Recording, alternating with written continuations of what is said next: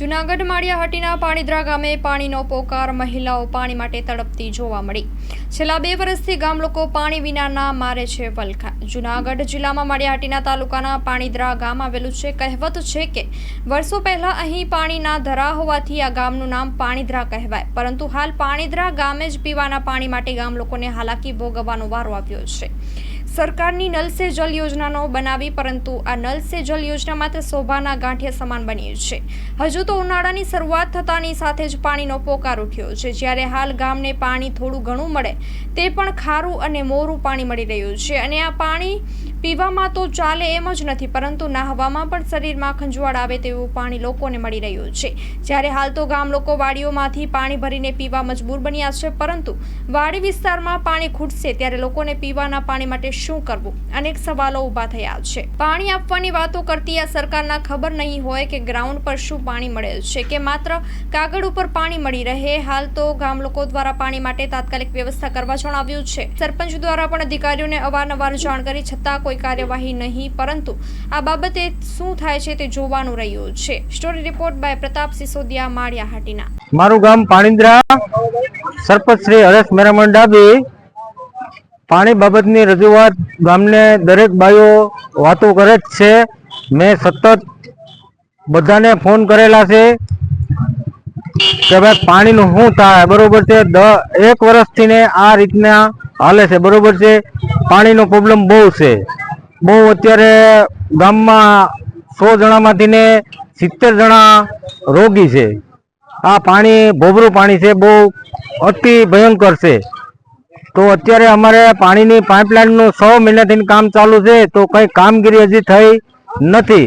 આપણે જ્યારે ત્યારે ફોન કરીએ તો એ લોકો એમ કહે કે ભાઈ અહીંયા ફોરેસ્ટર ડિપાર્ટમેન્ટે રોકેલું છે, તો એ કંઈ મારે ગ્રામ પંચાયતને મંજૂરી ન લેવાની હોય। અમારે કોઈ પણ મંજૂરી, અમારે જો કંઈ કામગીરી બાકી હોય તો અમને કહે, બરોબર છે। તો અત્યારે ગામના દરેક બૈરા અમને કહેવા આવે કે ભાઈ પાણીનું શું થાય, તો પાણી માટેનું જેમ બને એમ નર્મદા માટેનું અમે બહુ રજૂઆત કરી। દર વર્ષે તકલીફ બહુ ભયંકર છે, એને માટે જેમ બને એમ ઉગ્ર રજૂઆત કરવા છતાં કોઈ પણ ધ્યાન દેતું નથી। પાણીદ્રા ગ્રામ પંચાયત સદસ્ય બાયોને વારંવાર રજૂઆત હોવાથી, પાણીનો ભયંકર પ્રોબ્લેમ હોવાથી ગામના સરપંચ અને આગેવાનો બધાએ વારંવાર રજૂઆત કરવા છતાં પણ નર્મદાનું જે પાણી આવે છે એ 6 મહિનાથી પાઇપલાઇન નવી મંજૂર થઈ ગયેલી છે, 6 મહિનાથી નાખેલી છે, તો એનું હજી કઈ નિરાકરણ કરેલું નથી। અને આ પાણી બાયું અત્યારે પીવાના પાણીના પ્રોબ્લેમ છે, ખારું પાણી આવે છે। માણસોને એવી તકલીફ છે કે દાદર, ખરજવું, આવા ઘણા રોગો થઈ ગયા છે, જે પબ્લિક 60 થી 70% રોગી થઈ ગઈ છે।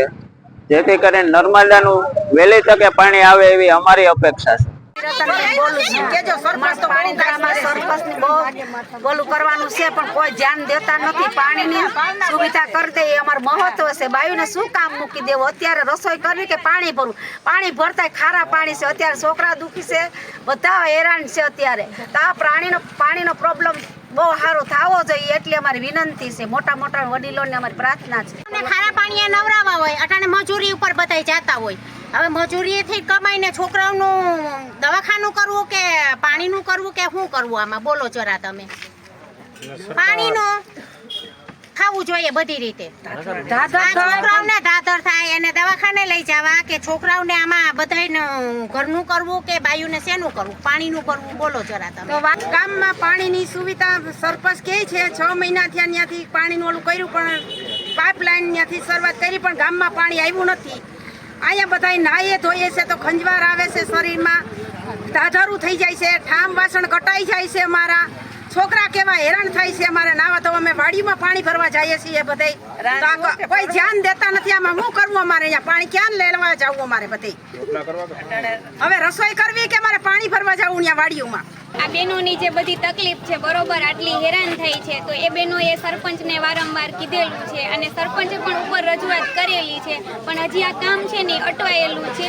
અને આ તકલીફો તમે જોઈ તકલીફ છે કે ગામની અંદર પથરીના પ્રોબ્લેમ વધ્યા છે, ચામડીના પ્રોબ્લેમ વધ્યા છે, બરોબર. અને અત્યારે ઉનાળો છે એક તો, ને બૈરાઓને બીપીની તકલીફ પણ એટલી થઈ જાય છે, તો એ પાણી ભરે કે આ બધું કરે. તો સરપંચની વારંવાર રજૂઆત છતાં પણ જે આગળથી ફોરેસ્ટ વિભાગ દ્વારા એવું કીધેલું છે કે અટકાવેલું છે કામ, તો વહેલીમાં વહેલી તકે આ પ્રોબ્લેમ સોલ્વ થાય અને આ બહેનોની જે સમસ્યા છે એનું નિરાકરણ થાય એવી અમારા બધાને ગામ તરફથી અપીલ છે.